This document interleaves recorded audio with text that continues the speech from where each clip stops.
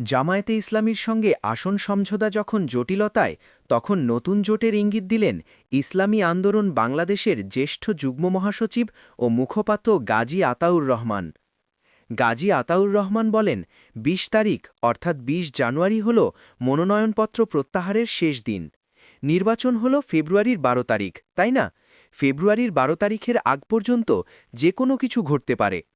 আজ বুধবার বিকেলে রাজধানীর পুরানা পল্টনে ইসলামী আন্দোলনের কেন্দ্রীয় কার্যালয়ে সাংবাদিকদের প্রশ্নে কথা বলেন চরমোনাই পীরের দলটির মুখপাত্র। তার ভাষ্যে, তাদের প্রতি যাদের শ্রদ্ধা রয়েছে তাদের সঙ্গে আলোচনা চালিয়ে যাচ্ছেন তারা। আগামী ১২ ফেব্রুয়ারি অনুষ্ঠেয় ত্রয়োদশ সংসদ নির্বাচনে দলটির জামায়াতের জোটে থেকে অংশ নেওয়ার কথা চলছিল। আজ বিকেলে এই জোটের ১১টি দলের কে কোন আসনে প্রার্থী হবেন তা ঘোষণা করার সংবাদ সম্মেলন হওয়ারও কথা ছিল, কিন্তু শেষ মুহূর্তে তা স্থগিত করা হয়। আসন নিয়ে মতৈক্য না হওয়ার কারণেই এই সংবাদ সম্মেলন ভেস্তে গেছে বলে দলটির সূত্র জানান। ইসলামী আন্দোলন ৫০টি আসন চাইছে, কিন্তু জামায়াত ৪০টির বেশি আসন ছাড়তে রাজি নয়।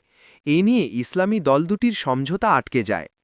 জোটের আসন ভাগাভাগির টানাপড়েন নিয়ে সংবাদ সম্মেলনে গাজী আতাউর বলেন, আশা করা হয়েছিল মনোনয়নপত্র প্রত্যাহারের আগে সবকিছু ঠিক হয়ে যাবে, কিন্তু গতকাল মঙ্গলবার পর্যন্ত সেটি হয়নি।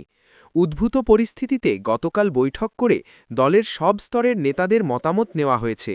মাঠের তথ্য নেওয়া হয়েছে, প্রার্থীদের কথা শোনা হয়েছে। এইসব বিষয় নিয়ে কথা বলতে আজ তাদের মজলিসে আমেলা অর্থাৎ দলের নীতি নির্ধারণী ফোরামের বৈঠক হয়েছিল। যাদের নিয়ে শুরু থেকে পথ চলা তাদের সঙ্গে ইসলামী আন্দোলন যোগাযোগ করছে। ওয়ান বক্স পলিসির আওতায় আগামীর পথ চলা কেমন